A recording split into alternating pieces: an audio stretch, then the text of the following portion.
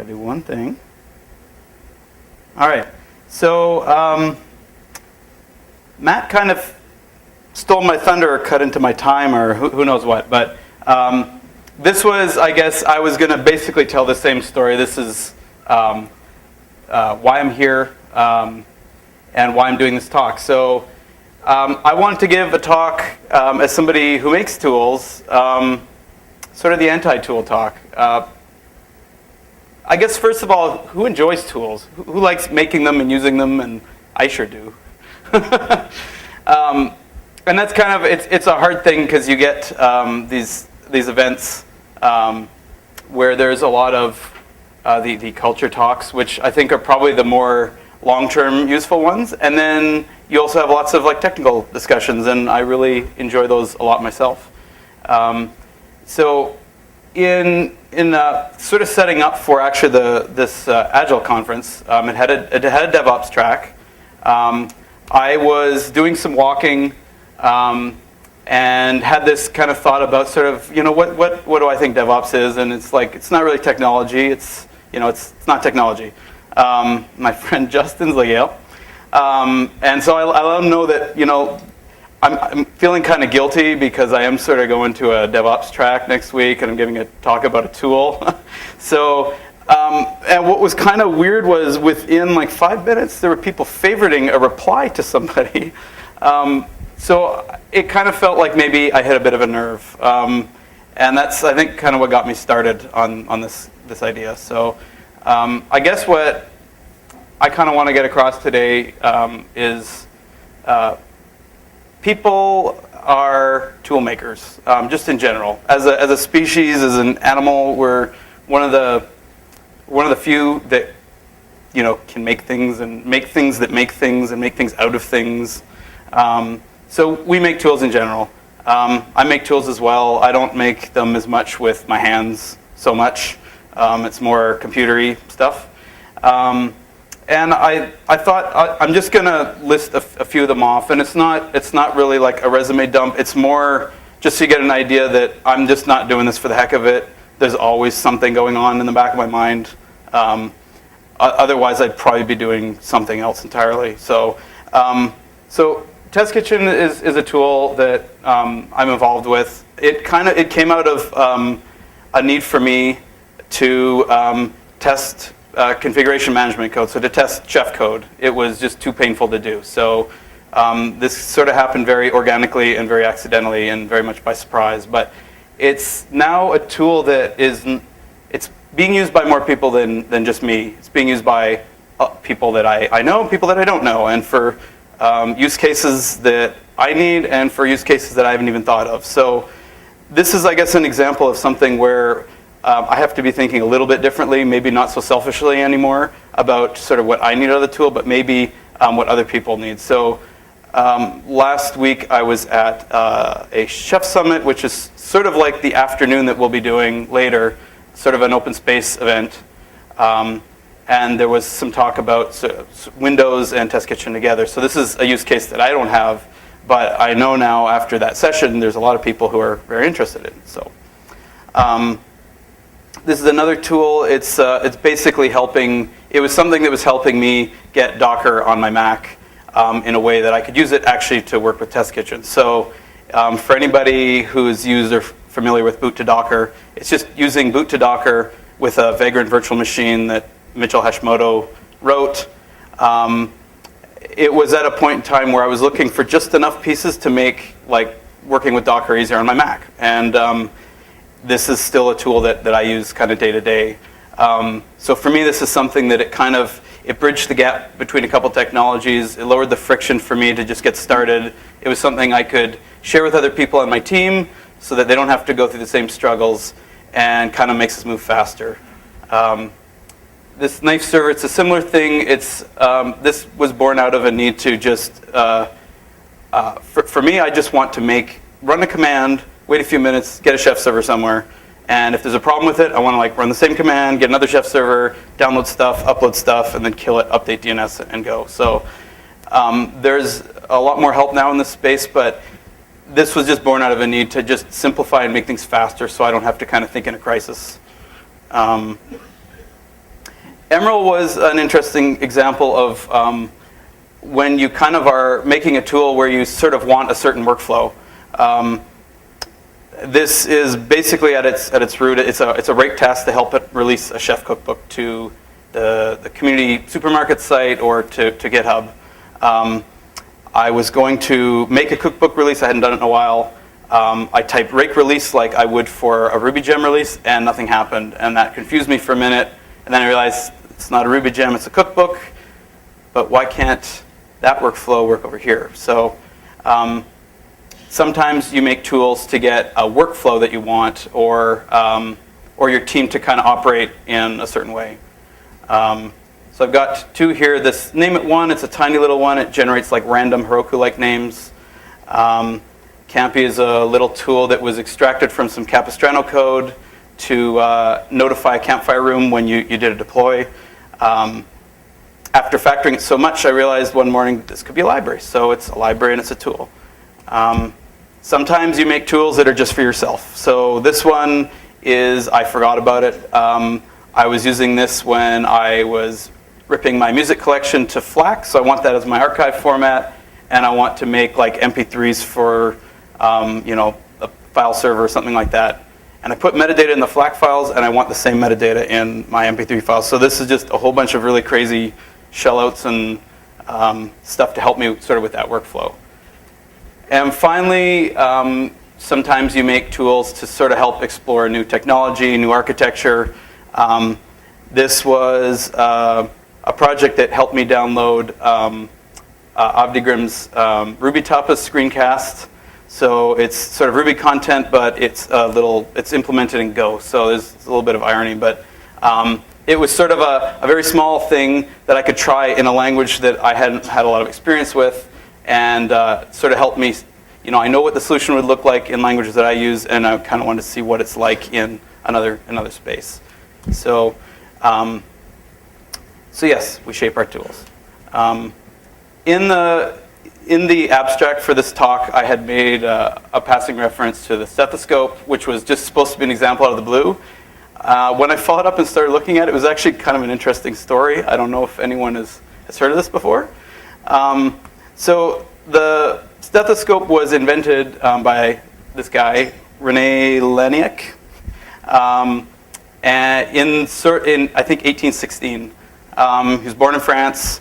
His mother died of tuberculosis when he was 5. Went to live with his great uncle, I think. Smart student, became a practicing doctor, and sort of went about his life. Had I think it was a family practice.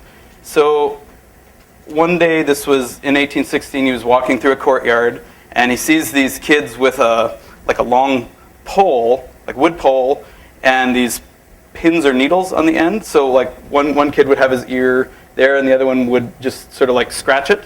So it's kind of like that idea of like the telephone with the wire. So just a game to share secrets and that kind of thing.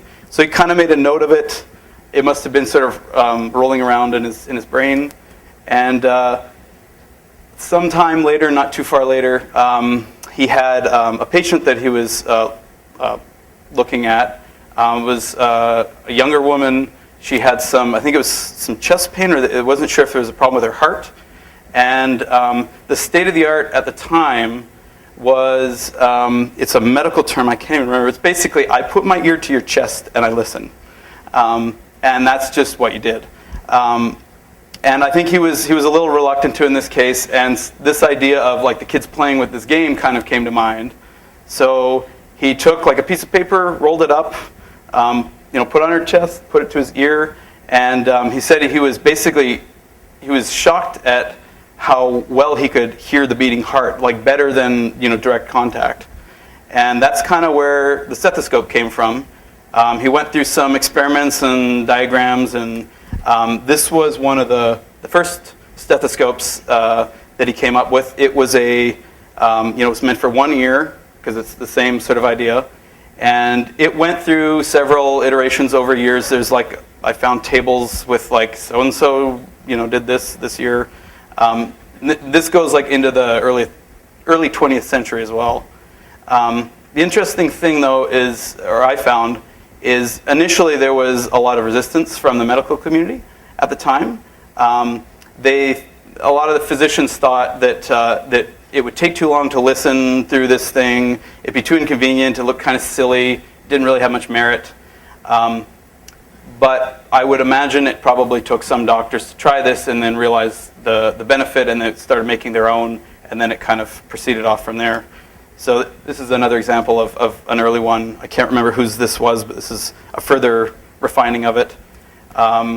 Later, somebody had come up with this bi-oral stethoscope, so instead of the monaural stethoscope.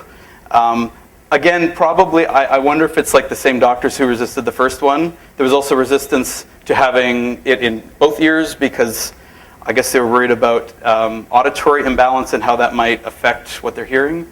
So again, you see this like new innovation or this new invention, and some people get it. There's like early adopters, and largely you see resistance, and that's not always a sign you're on the wrong track. It might be a sign you're onto something good. So we shape our tools. I also talked about, I think, guitar picks in the synopsis, but I thought instead I would actually talk about drumsticks because that's what I know more about. Again, this is tools. This is not me on the computer, but this is a tool that a musician might have. So this can be a really, really nerdy, deep topic. Is there anybody here that plays drums? Just curious. Okay. So for those of you who don't know, if you were to pick drums, I want to buy a pair of drumsticks, you're likely to get what you're thinking of in your head, but if you really wanted to look into it, you've got drumsticks that are for drum sets. There's concert drumsticks. There's marching band drumsticks. There's marching mallets, timpani mallets for like the kettle drums. You've got keyboard mallets like for marimba, xylophone, vibraphone, those kinds of things. Concert mallets, bass drum, and like gong mallets. So there's lots and lots. So we'll just look at drum set sticks. And really, when you're looking at just a drumstick, length is a factor. You can have the range it's not very wide, but there is a range, and it does make a difference. So you can have some sticks that are a bit. Typically, they tend to be a little bit shorter and lighter. That's not always the case, but that can give you sometimes extra reach if your arms maybe aren't as long as somebody else. My arms are proportionally longer to my body, so I have sort of longer arms, but I still prefer drumsticks that are a little bit longer because I sort of like the extra whip.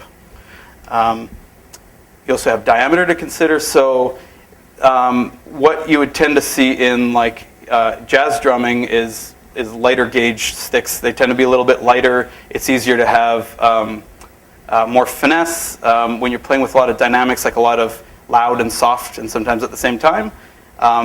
The lighter stick kind of helps you balance that. Whereas in rock drumming, you might have bigger sticks. So you get a big, fat, meaty snare hit and like big cymbal crashes and that kind of thing. So the taper is sort of where like the drumstick goes up and then starts to sort of taper into the drumstick tip. And there's some sticks that don't have any, and there's some that have like this extreme one, and then there's some that sort of like roll off nicely. I find that tends to help, or it makes a difference with your cymbal strikes and that kind of thing. You've got tip material, so it could be a wood tip stick. Nylon tip sticks are pretty common too. Those are like the little white on the tip. There's rubber and other things too. And there's lots of tip shapes, so I won't go through all these, but these are all legitimate things, and they can make small differences, but if you're a jazz drummer playing on a ride cymbal, you might spend a lot of time worrying about the tip and the shape and the makeup of it to get just the tone that you're looking for. Typically, most drumsticks you're going to find them in maple. You can also get hickory ones. They're just a little bit denser. There's some really awesome drumsticks. Neil Peart from Russia has some signature sticks. They're made from like Japanese oak, and they're pretty cool. And aluminum. And then for finish, you can have lacquered, you can have raw. other kind of grip stuff like some kind of paint-on weird stuff, and then a whole array of signature sticks. So this was sort of an example of, for Vic Firth, they're one maker of drumsticks. If you want to, and these are I think largely drumstick selection, like drum kit. So not anything orchestral or anything like that. And so I don't know if that starts to look at, or I don't know if this starts to look like some of the tool feature matrices when you're like evaluating a new technology. It doesn't take too many rows and columns before that's all I see, and I doubt anybody can read that because I can't. So how do we choose? So I think this was originally, I had some of these things where this is how I select drumsticks, but I think this is how I also select technology. And things to think about is you look to heroes, you look to people you look up to, people that are successful in your eyes, people that seem to be like doing it. So this is a drummer who's sort of doing it, and still. So the interesting thing about this picture, aside from the letter, which is actually quite cute, was when I kind of saw this. This is a picture. This is Ringo Starr from the Beatles, in case anybody can't see. What I kind of took from this picture was looking at these drumsticks and sort of wondering kind of what era they were from. They're like a little dark stained. It looks like they're kind of a jazz makeup, which probably makes sense for him in the day. The wood tips are sort of interesting too, and they're like very long and tear-shaped. So for somebody who knows what they're looking for, it's almost like I have an insight into his brain and his arms and his hands, and really get this feel for sort of like how he operates. You also kind of look to peers and friends that are doing similar things. So again, this is technology or otherwise, to sort of see what works for them and what doesn't, because typically we tend to value the opinions of our peers over strangers, and that's probably a good thing because you can have two-way discussion. And for drumsticks, again, I think this is something to take away that's a larger thing. When I was starting out, I would go and spend a lot of money at the store and buy lots of different types of sticks because I didn't know kind of what worked for me. So I would look for the most varied kind I could. I'd play as many different styles as I would want to play with all the different sticks. So I'd use jazz ones for metal and rock ones for, like switch it up and sort of see what feels good. So typically these days, this is sort of my favorite pair that's sort of all around. They're a little bit longer than a standard kind of rock drumstick because that tends to be what I play. I would usually go for wood tip, although I sometimes have the nylon ones if it has to be more aggressive. And it's sort of unfinished, so it for my grip and I guess for the sweat in my palms, I find that they can just fly right out of my hands. So I kind of like the unfinished. It just feels a little tackier. So we shape our tools, but largely over time, our tools shape us back. And this is where I thought I knew what I was going to be talking about kind of back in July. And I think I may have even come around to another side, I guess. And it happened when I was looking up various things. I fell into some rabbit holes, and I found this guy, Marshall McLuhan, coincidentally born in Edmonton, where I was also born and am currently living. He spent some time in Winnipeg, Manitoba, and into Toronto. He's known for lots of things, lots of interesting catchphrases, including the global village as an idea. But specifically from this book, which was about 1964, it was a lot to do about talking about the media and the medium. So I don't know if this is familiar. The medium is the message. Chances are people have probably heard.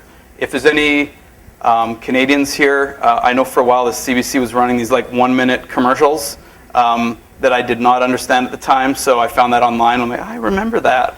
And it was sort of this one little clip idea. So there's a lot of ways to take this idea, but he has this example of a light bulb being a medium, but a medium without content. And the idea is the light bulb, it creates these spaces when there's darkness where people couldn't have been otherwise. So kind of just by its existence, it's its own sort of, it's important in of itself, I guess. And so there's another person that kind of followed on after and alongside McLuhan, John M. Culkin. And if you look him up on Google, you'll get Macaulay Culkin pictures a lot. So, and unfortunately, he has only very, very tiny little clippings, which I think this must have been scanned right off the newspaper article. He was a Jesuit priest. He turned to a more like media theorist later and went to work with McLuhan later. And interestingly, he apparently advised on the creation of Sesame Street. So he was sort of about education and children and television and the telephone and sort of what the impact was on society and that kind of thing. So in this article that was the Sunday Review in 1967, he had, unfortunately this is not usually attributed to him, it's usually attributed to McLuhan, this idea that we shape our tools and thereafter they shape us. So this was kind of following on from McLuhan's work, the medium is the message, but it's also an interesting turn of phrase I didn't realize. It's a modification of a Churchill quote, which is, we shape our buildings, thereafter they shape us. Standing here really high up in Chicago, it was sort of a nice tie-in, because I'm so happy I'm here, and I hope I get to do some building looking. So really the tools, the buildings, our environment, is a construct that we make, but also they're like a way that we sort of view the world out, back. It's sort of a lens that we look. It can be constraining, but it can also be liberating what you're allowed to sort of keep blinders up for and ignore and abstract away. So I don't think I need to say too much more. I had a little bit more on the end, but I also am getting hungry, and I'm assuming everybody else is. I'd be curious to see who wants to talk about this idea in the afternoon. There's this acronym in the DevOps community of CAMS, the first two being culture and automation, and I typically substitute the word sort of tooling and software in there for the second one. And the idea is like first, the first letter comes first, and then you sort of progress down. What I'm finding though is there's a really deep relationship between the culture and the tooling and the automation and how they sort of influence each other. So I'm not really sold either way anymore. I really wanted to do away with all the tool stuff despite writing a lot. But now I am thoroughly confused, so I'm sort of primed and interested to talk more about this. So thank you.